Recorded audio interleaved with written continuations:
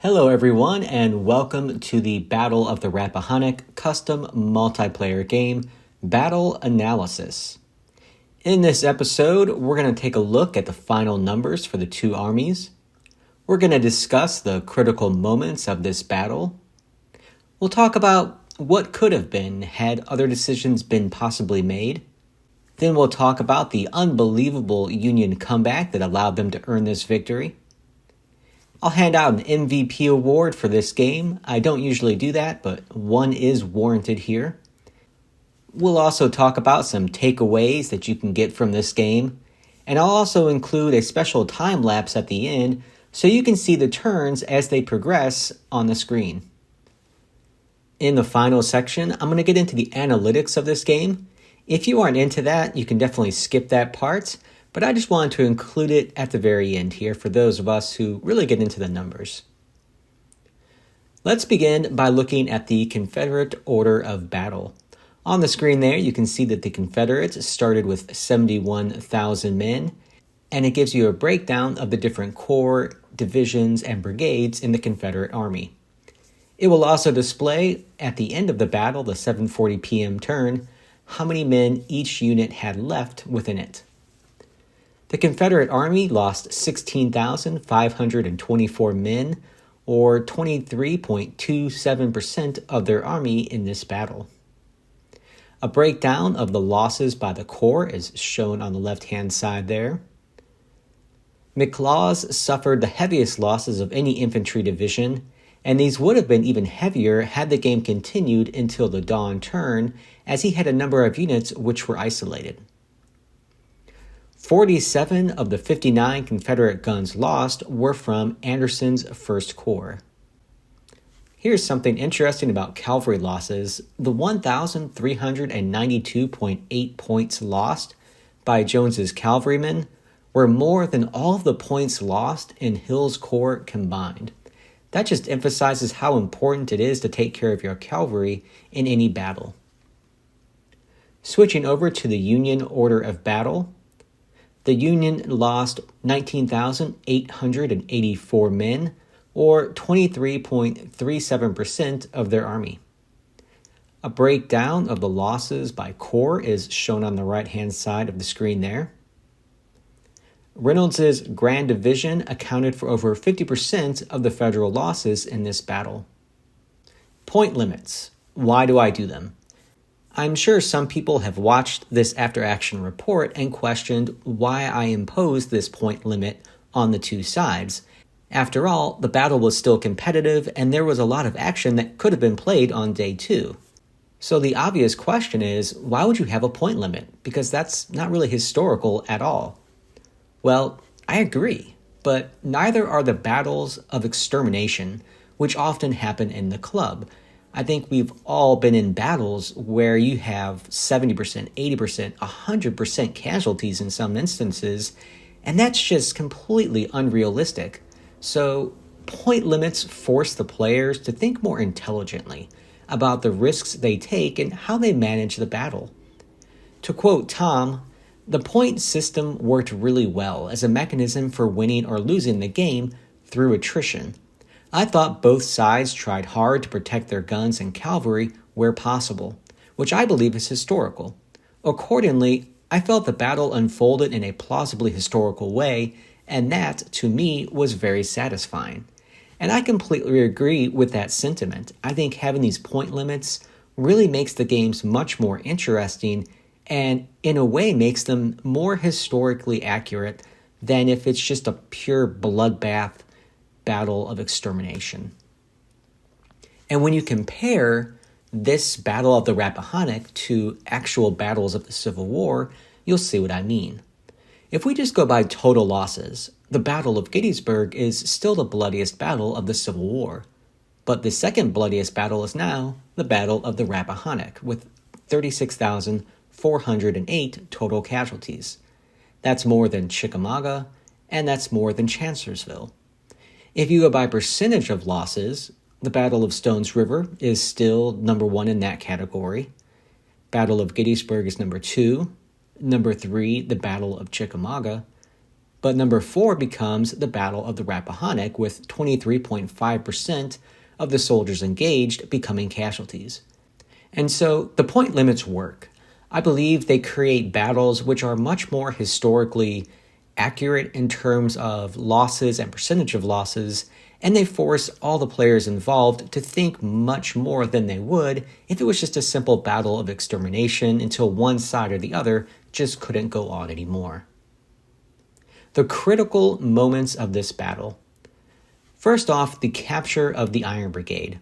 Right around turn number 15, the rebels attacked and isolated the entire Iron Brigade. Going back to that part of the game, you can see that the Confederates here have the Iron Brigade surrounded, and they attacked around either flank of their force. They were soon able to completely surround them, and then it was just a matter of time. They ended up capturing all 1,850 Federals of the Iron Brigade. Farnsworth's narrow escape. Turn 20. The Federal cavalry is ambushed, but managed to avoid disaster. Going back to this turn, you can see that the Federal cavalry has advanced across the Rappahannock River. Moving across Beverly's Ford, the Federals were not able to see beyond this ridge here, and thus did not realize that there was a much larger Confederate force laying in wait. The number of troops involved in this little skirmish is actually quite a lot more than you might expect. There's 1,796 Federal cavalrymen going up against a mixed force of over 2,400 Confederates, most of whom are hidden behind this ridge. And what the rebels didn't know when this occurred was that if they had succeeded in capturing Farnsworth and his brigade, the Federals were prepared to end the battle and retreat. In other words, this could have been the end of the game right here. The Federals had just lost the Iron Brigade, their morale was low, and they were far behind in points. So the last thing that they could have afforded here was to lose a huge chunk of points had Farnsworth been completely captured on the other side of the river. So what happened? Well, during the Confederate turn, everything seemingly went right. They were able to get around the Federals and capture the Hex at Beverly's Ford and rout the Federals away from that area. That meant that all of these forces here were then isolated and trapped. But during the Federal turn, the Federals were able to counterattack and capture the Confederates at Beverly's Ford. Doing this meant that Jones was captured along with 600 of his men. And because of this, the Federals were able to earn a huge chunk of points and offset the losses that they took in this adventure west of the river. And because of that, the Federals eventually decided to continue the battle and see what the day would bring. And obviously, it's a very good thing that they did. Reynolds holds the line. And this occurred all afternoon. Reynolds was able to avoid disaster really from the very beginning of the battle itself all the way through the evening. And if you look at his line, it's really an impressive performance by Reynolds and his 1st and 2nd Corps. They held an extremely long salient line, trying to protect both their flanks, their rear, and also their front simultaneously. Going up against them was Ewell with 2 of his divisions, Pender with his division from Hill's Corps, along with Iverson and Doles' brigade from Rhodes's division, a full division of cavalry with Hampton, and other scattered cavalry units trying to get around his right flank. Reynolds performed his tasks brilliantly and held his line all the way through the battle. Lastly, McLaws didn't fall back. This was just a recurring theme really from mid-afternoon until the very end. McLaws held unfavorable positions too far forward and he got beat. Looking at the maps here, you can just see that McLaws time and again was just outflanked, overwhelmed, and then swallowed up by the much larger Federal force under Daniel Sickles attacking him. And what could have been? The Federals earned 1,300 points from beating McLaws during the last few hours of the battle. Without gaining these points, the Yankees would have had to continue the fight at dawn and continue to rely on Reynolds holding against a reinforced rebel force. Had McLaws fallen back as planned, he would have been able to safely reach Kershaw's brigade at Brandy Station and fight a delaying action on day 2. The rebels made multiple plans to fall back with McLaws, but they just never did. Instead, they rushed north to reinforce the Hazel River line. They soon observed a larger force coming at them from multiple directions. But they still opted to defend as much as possible along this line and engage the Federals. Once the Federals began to push them back, the rebels reinforced their lines with Kershaw's brigade. This was the time to fall back, not double down and reinforce what was already becoming a failure in the north. Kershaw would be quickly overwhelmed by the Federal attack once he joined the rest of the division. The destruction of McLaws' division was really the beginning of the end for the rebels in this battle. My opinion is that if McLaws had fallen back when he had the chance, the rebels probably win this battle. So my MVP award for this battle has to go to Major General Joseph Reynolds, played by Robert. Robert E. Lee, played by Toms, had to admit that Reynolds made a superb stand at Morrisville. I honestly think they should teach it in the academies. And you know what? I agree. Robert played a fantastic game. He used the terrain to its best advantage, and he used modifiers whenever possible. It was textbook. Robert wrote back that this was certainly the longest, hardest, most brutal battle I have fought as a general. It was a fantastic game by Robert, and he definitely deserves the MVP award. Some takeaways from this battle. You know what? Fight it out. If things don't go right in the very beginning of the game, you really never know what will happen down the road, because you can't tell what problems your enemy has that you just don't know about. Don't reinforce failure.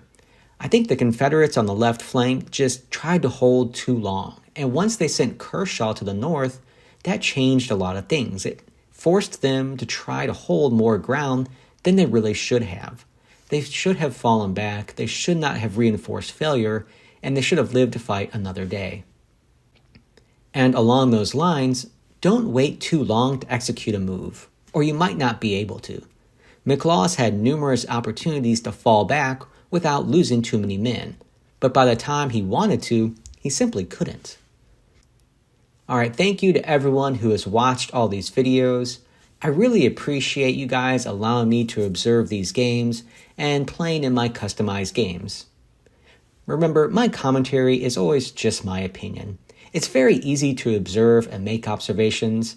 I always try to remember just how hard it is to be in the battle and to make decisions with a heavy fog of war around you. I might sometimes say things or give people the impression that I am the all-knowing Monday morning quarterback. That's definitely not my intention. I'm just doing this for entertainment. And I definitely look forward to more of these videos, and I hope all of you do as well. If you are interested, I decided to do a quick time lapse of all the turns. Remember, you can hit pause to view any singular turn for a longer period of time. I'm going to be quiet and just let the maps go by, and you can see all the movement of the two forces throughout the battle.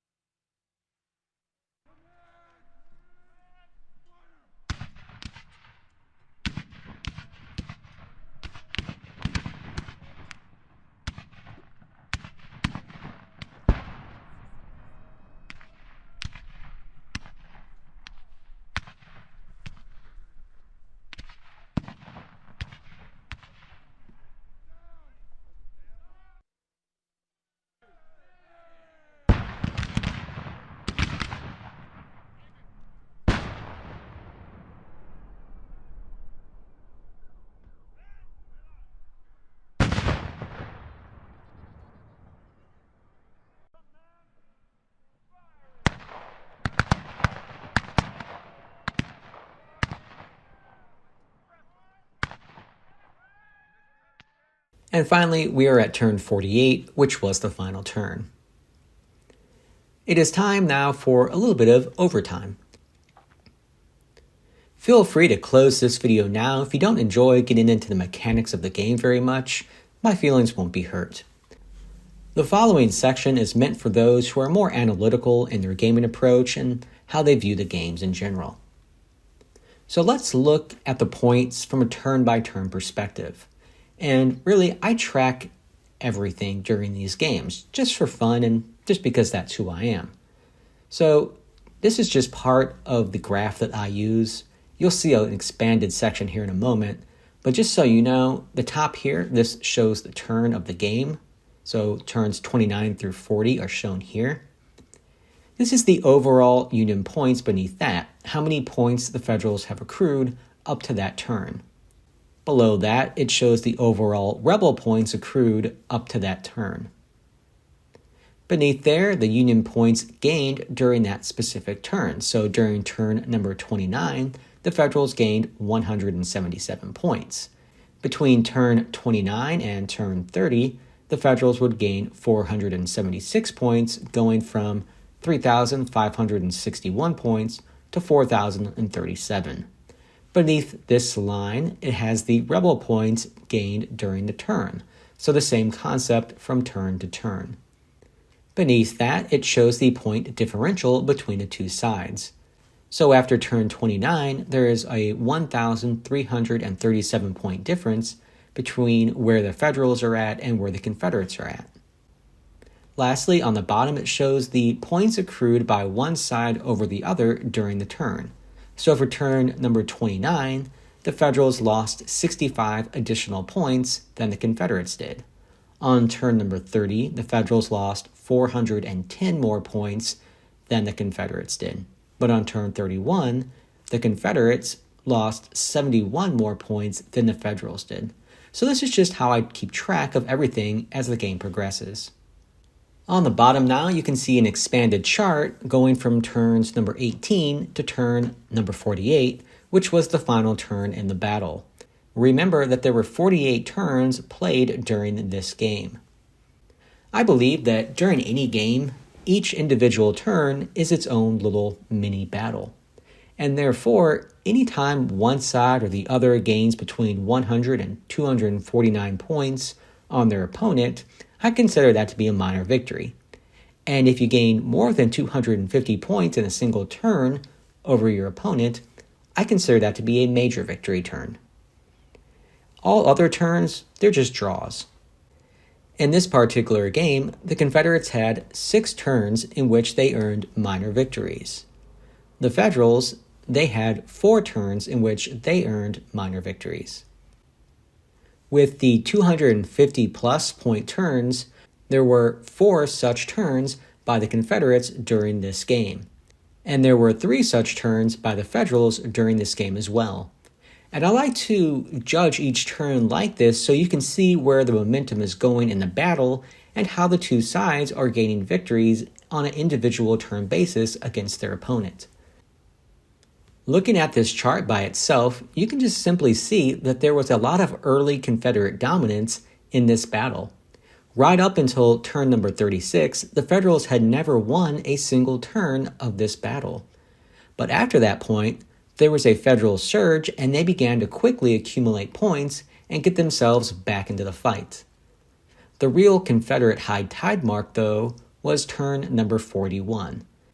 There was a 2,213 point differential, which meant overall the Rebels were at 51.7% of their way to their point limit, while the Federals were 64.2% of the way to their point limit. Looking at just the last 12 turns now, the Federals inflicted 873 more point losses on the Rebels during those turns. The point differential went from 1,782 at turn 37 to 1,054 at turn 48. Without this sustained surge, the Federals would not have been in a position to win the battle at dusk the way they did. And had the battle continued into day 2, it's probable that the Rebels would have won. But because of the heavy Confederate losses during the evening, That was not possible, and the battle came to an end at dusk. The Federals lost an average of 214 points per turn. The Rebels lost an average of 192 points per turn. At the current rate of loss, the Federals wouldn't have been able to play past turn number 54.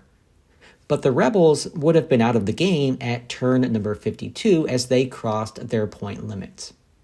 What this means is that the Confederates just didn't do a good enough job of winning the individual turns. Are charts like these really helpful? Well, they do force you to pay extra attention to things like momentum, point totals, and the life expectancy of your army in any engagement. If you assume an army can only be effective up to a certain point because of mass casualties, say 40%, then these types of graphs will help you track your army's lifeblood and to determine just how long you can keep fighting as a cohesive force. These charts are not for everyone, but personally, I enjoy them a lot. And graphs can also be extremely helpful in visually determining how battles are progressing and the role of momentum in an engagement. Alright, for those who have stuck around this long, you guys are awesome. You didn't have to watch this final section of the video, but if you did, I appreciate it. I hope to bring you more of these videos in the future, packed with all this type of information, all these numbers and graphs. I find it really enjoyable. And this is officially the end of the Battle of the Rappahannock. I have nothing more to say on this battle. I really hope you guys have enjoyed it. Thank you.